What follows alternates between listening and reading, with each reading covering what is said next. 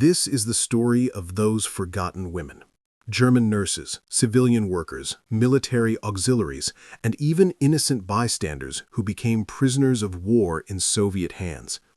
Their experiences have been largely erased from popular history, overshadowed by the grand narratives of military campaigns and political settlements.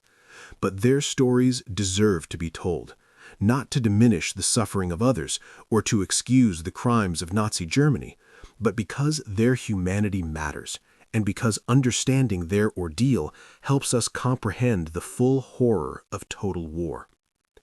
In January 1945, as temperatures plunged to -30 degrees Celsius, the Soviet offensive into East Prussia began with overwhelming force. Marshal Konstantin Rokossovsky's Second Belarusian Front and Marshal Ivan Chernyakhovsky's Third Belarusian Front crashed through German defensive lines with the fury of an army that had endured nearly 4 years of brutal warfare on their own soil. The Soviet soldiers had witnessed the destruction of their cities, the murder of their families, and the systematic devastation of their homeland. Now, as they entered German territory, many carried with them a burning desire for retribution. Among the millions fleeing westward were approximately 40,000 women serving in various capacities for the German military and state apparatus. These were not combat soldiers in the traditional sense. They were nurses tending to wounded soldiers in field hospitals, communications specialists operating switchboards, administrative clerks managing supply records, and women from auxiliary services like the Reich Arbeitsdienst, the Reich Labor Service. Many were barely out of their teenage years, having been conscripted or volunteered in the desperate final years of the war, when Germany scraped the bottom of its manpower reserves. Helga Schneider was 22 years old when she became a Soviet prisoner. A nurse from a small town near Königsberg, she had volunteered in 1943 after her older brother was killed on the Eastern Front. She wanted to do something meaningful, to help save lives rather than take them. By January 1945, she was working at a military hospital in East Prussia, tending to soldiers with frostbite, dysentery, and horrific wounds from artillery and tank battles. When the Soviet advance accelerated faster than anyone anticipated, evacuation orders came too late. "We could hear the artillery getting closer every day," she would later recall in her testimony. "The ground shook continuously. The wounded men in our care were terrified. Many begged us to give them weapons so they could defend themselves rather than be captured. We had orders to evacuate, but where could we go? The roads were clogged with refugees. It was 50 kilometers to the nearest port, and the temperature was so cold that people were freezing to death on the roadside." When Soviet tanks appeared at the outskirts of the town, the hospital staff had no choice but to surrender. The male doctors and orderlies were separated immediately. The women were herded together in the hospital courtyard, their breath forming clouds in the frigid air as they waited to learn their fate. Helga remembered the fear that gripped them all, a fear made worse by the stories they had heard about Soviet treatment of German prisoners. Some of these stories were Nazi propaganda, designed to stiffen resistance by making Germans more afraid of capture than death, but some, tragically, were true. The treatment of women prisoners by Soviet forces in 1945 varied enormously depending on circumstances, individual commanders, and the level of discipline maintained in different units. The Red Army was not a monolithic entity, but a massive organization of millions of men from diverse backgrounds, operating under extreme stress and with varying levels of command control. Some Soviet officers maintained strict discipline and ensured prisoners were treated according to international conventions. Others looked the other way as their men took revenge for the suffering Germany had inflicted on the Soviet Union. The first few hours after capture were the most dangerous. Frontline troops, fresh from combat and often drunk on looted alcohol, were the least controlled. These men had just fought their way across battlefields littered with the corpses of their comrades. They had liberated concentration camps and witnessed atrocities that defied comprehension. Now, as they entered German territory, many carried with them a burning desire for retribution. Sexual violence against German women by Soviet forces in 1945 is one of the most difficult and contested aspects of the war's final chapter. Estimates suggest that hundreds of thousands of German women were raped by Soviet soldiers, though exact numbers will never be known. For the women who became official prisoners of war, those held in organized camps and transit facilities, the risk was somewhat reduced by military structure and oversight, but it never disappeared entirely.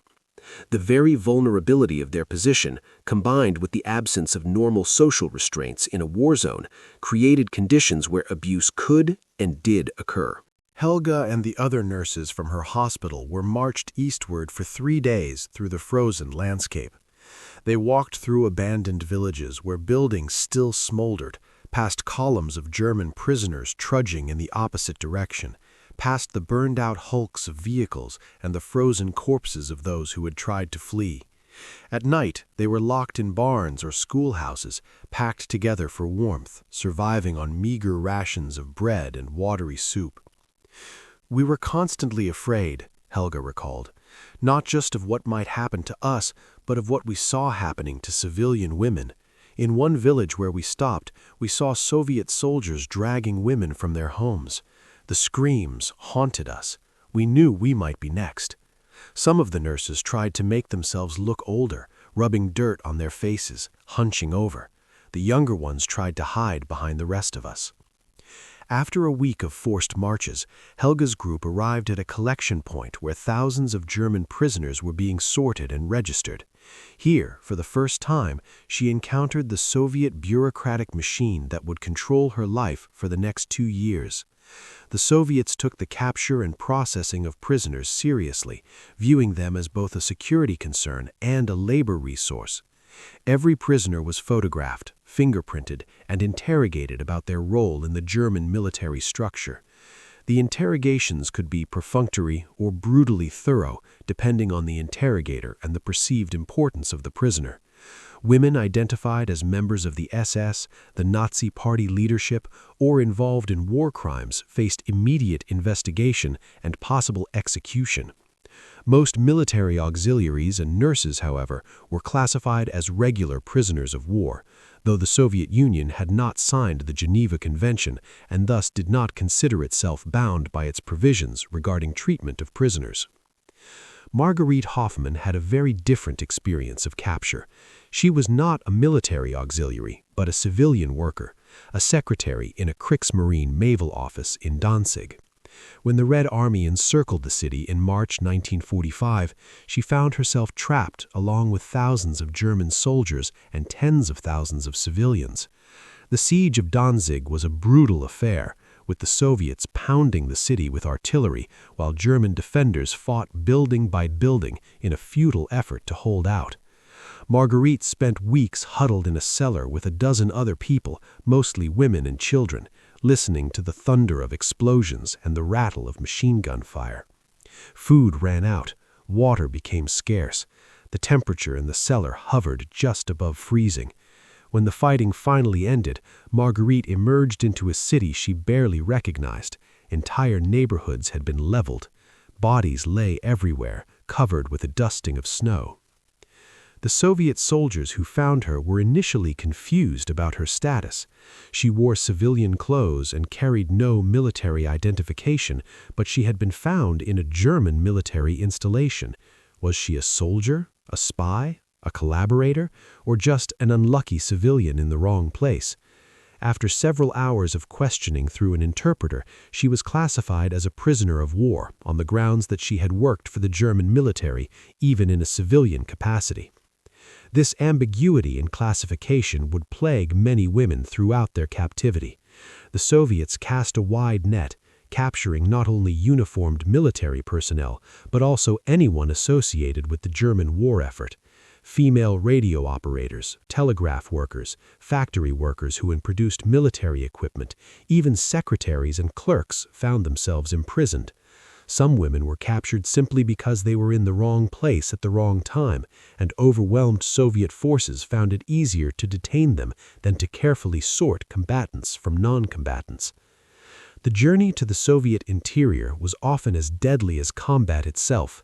Prisoners were transported in freight trains, packed into unheated boxcars designed for cargo rather than human beings.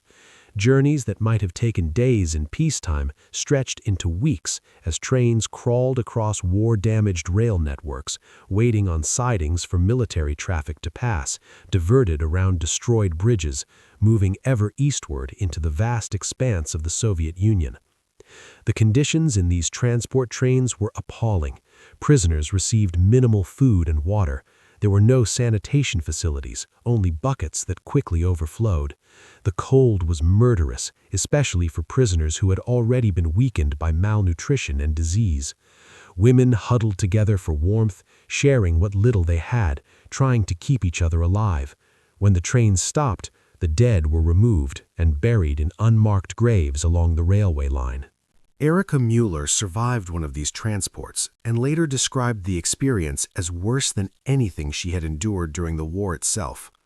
"We were packed so tightly we couldn't sit down properly," she recalled. "People died standing up, held upright by the pressure of bodies around them. We didn't even realize they were dead until the train stopped and bodies fell over when we moved. The smell was indescribable. Human waste, unwashed bodies, death. Some women went mad in those boxcars. They would scream for hours until their voices gave out." The destination for most of these prisoners was one of thousands of labor camps scattered across the Soviet Union. The Soviet system of forced labor camps, known as the Gulag, was already well established, having imprisoned millions of Soviet citizens accused of political crimes or deemed enemies of the state. Now, German prisoners of war were fed into this same system, becoming another category of unfree laborers exploited to rebuild a nation devastated by years of warfare. The camps varied enormously in their conditions and management. Some were relatively well-organized facilities where prisoners received adequate food, medical care, and tolerable working conditions. Others were death traps, where prisoners labored until they collapsed, receiving starvation rations while performing back-breaking work in coal mines, forests, or construction sites. Women prisoners generally faced slightly better conditions than their male counterparts, partly because Soviet authorities were uncertain how to handle them, and partly because women were sometimes viewed as less threatening and thus deserving of marginally better treatment.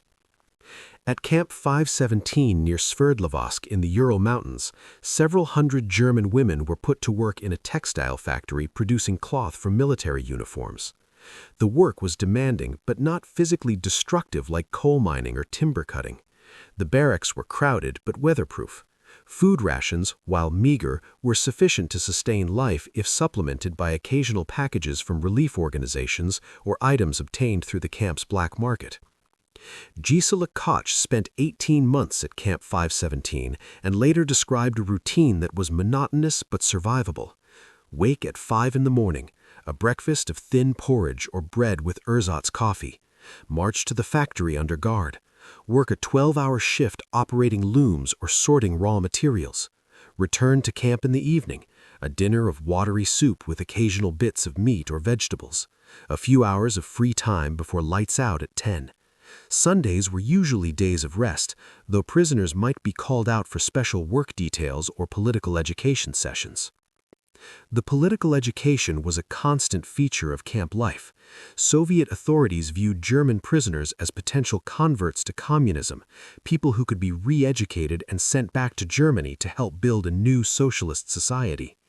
Prisoners attended mandatory lectures on Marxist-Leninist ideology, the crimes of fascism, and the superiority of the Soviet system. They were encouraged to denounce their former beliefs and embrace communism. Those who showed enthusiasm for this conversion process received better treatment, additional food rations, and even possibilities for early release. Some prisoners genuinely converted, convinced either by the arguments presented or by the practical reality that cooperation improved their chances of survival. Others went through the motions, mouthing communist slogans while privately maintaining their old beliefs. Still others resisted entirely, refusing to participate in political education and accepting the consequences of reduced rations and punitive work details. The psychological impact of captivity was in many ways more damaging than the physical hardships. Women who had been nurses, teachers, clerks, and homemakers found themselves reduced to numbers, stripped of their identities, cut off from families who had no idea whether they were alive or dead. Letters were forbidden or heavily censored. News from Germany filtered in slowly and was often unreliable. The women knew that Germany had been defeated, but they didn't know the full extent of the destruction or whether their loved ones had survived. Isolation bred depression, anxiety, and despair. Some women gave up entirely, losing the will to survive and simply waiting for death. Others maintained fierce determination to stay alive and return home, no matter how long it took. Small acts of resistance and solidarity became crucial to survival. Sharing extra food with a sick comrade, teaching younger women skills that would help them cope, celebrating birthdays or holidays with makeshift decorations and songs, creating tiny pockets of humanity in an inhumane system. The camp hierarchy created additional complications.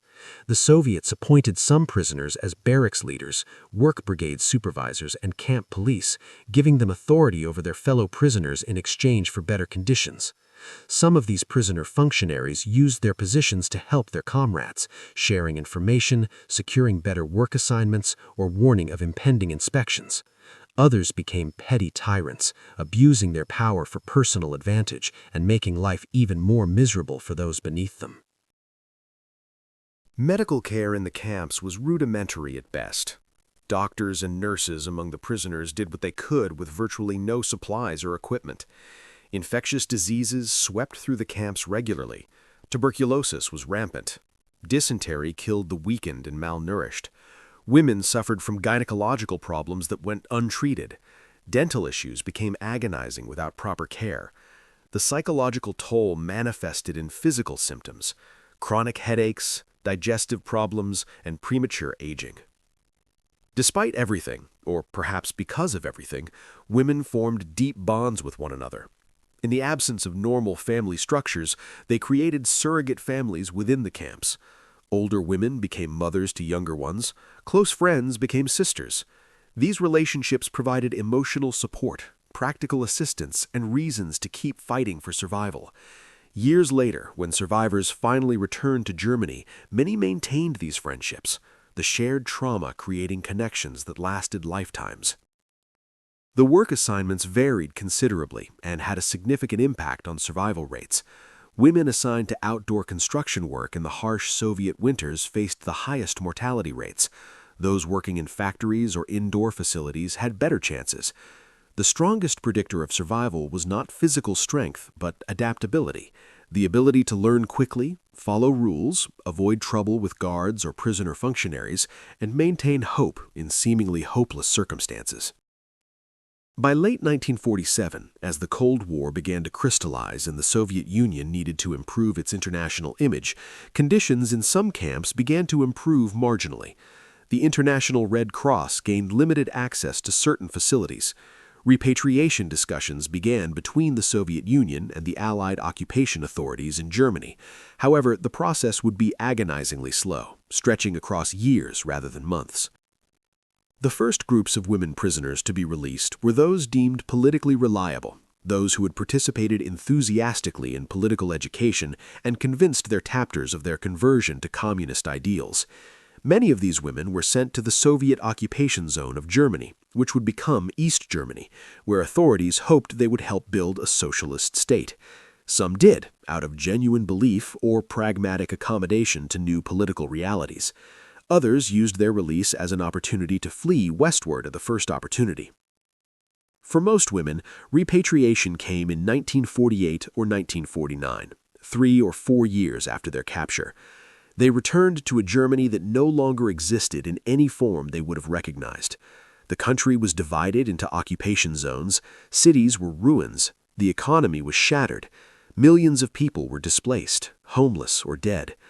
The Germany they had known had been completely obliterated, both physically and politically. Helga Schneider was released in November 1948 and transported by train to Frankfurt in the American occupation zone. She stepped off the train with nothing but the clothes on her back and a small bundle of possessions accumulated over 3 years of captivity. Her hometown in East Prussia was now part of Poland. Her parents had fled westward, and she had no idea where they were or if they had survived. She was 25 years old, but felt ancient. The reception that returning prisoners of war received in post-war Germany was complicated and often cold. The country was focused on survival, rebuilding, and coming to terms with the magnitude of its defeat and the revelation of Nazi crimes. Returning POWs were reminders of a past that many Germans wanted to forget. Women POWs faced particular challenges. Some people questioned why they had survived when so many others had died. Others assumed they must have collaborated with the Soviets or prostituted themselves to secure better treatment. The psychological trauma of captivity went largely unrecognized in an era that had no framework for understanding or treating what we would now call post-traumatic stress disorder. Women were expected to simply return to normal life, to find jobs, to marry, to rebuild their lives as though nothing had happened. Many suffered in silence from nightmares, anxiety, depression, and survivor's guilt. The bonds formed with fellow prisoners remained precious precisely because only other survivors truly understood what they had endured. Marguerite Hoffmann returned to find that her entire family had perished. Her parents had died during the siege of Danzig. Her younger sister had been killed in an air raid. She was alone in the world, a stateless person without home or family in a destroyed country. She eventually found work as a clerk and slowly rebuilt some semblance of a life, but she carried the weight of her experiences every single day. Decades later, she would say that part of her never left that cellar in Danzig, never stopped waiting for the explosions to end. The Cold War's political dynamics complicated efforts to document and acknowledge what happened to German women prisoners in Soviet captivity. In East Germany, criticism of the Soviet Union was forbidden, and survivors were pressured to remain silent about their experiences, or to frame them in ways that absolved Soviet authorities of responsibility. In West Germany, discussion of German suffering during and after the war was politically sensitive, as it seemed to some to deflect attention from Nazi crimes and German responsibility for the war.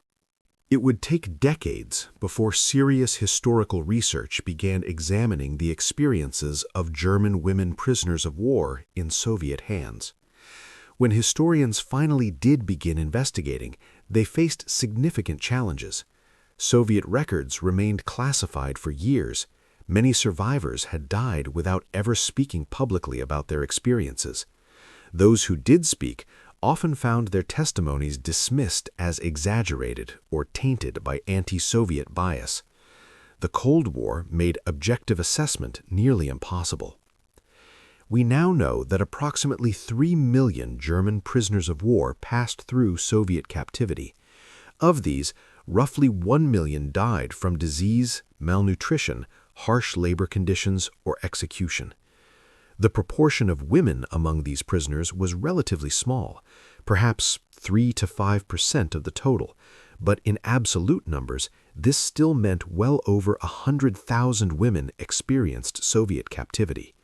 Their mortality rate was somewhat lower than that of male prisoners, though still horrifically high by any standard.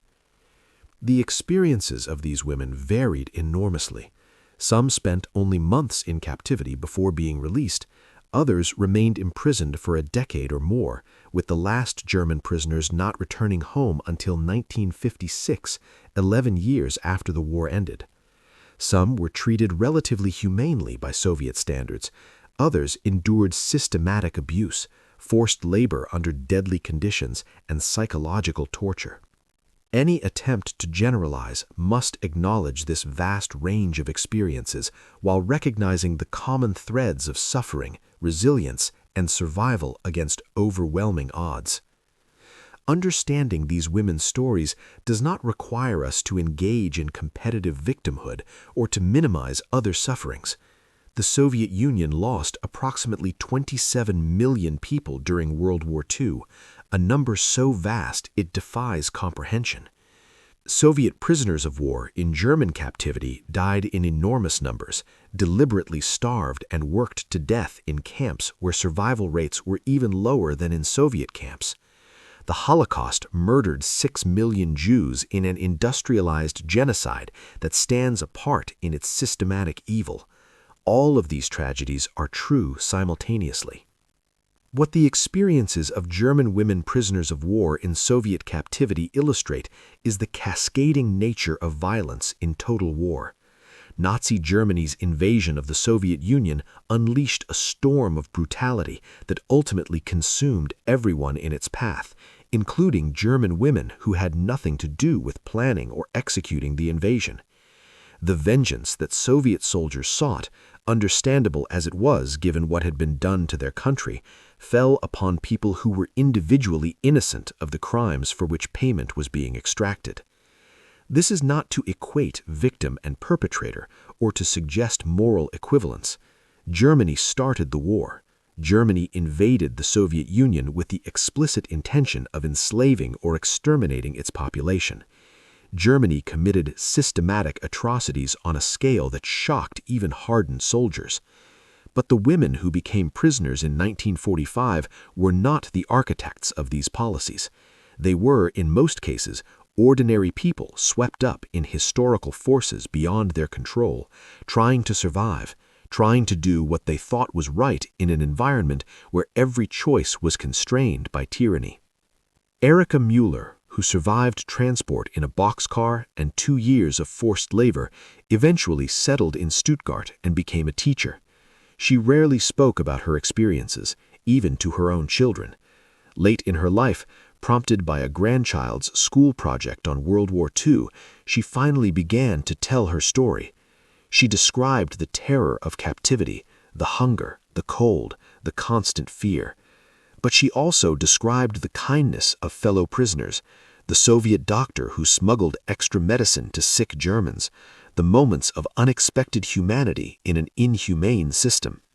"I don't tell you these things to make you hate the Russians," she told her grandchild. "The Russians had every reason to hate us. What Germany did to their country was unforgivable.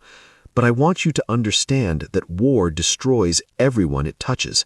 It destroys the obvious victims, but it also destroys the victors, the bystanders, the people who think they can remain uninvolved. War releases forces that no one can control, and suffering spreads like a disease until everyone is infected." The forgotten women of 1945 deserve to be remembered, not as symbols or political pawns, but as human beings who endured what should never have been endured. Their stories are part of the vast tapestry of suffering that was World War II, a war that demonstrated humanity's capacity for both transcendent evil and stubborn resilience.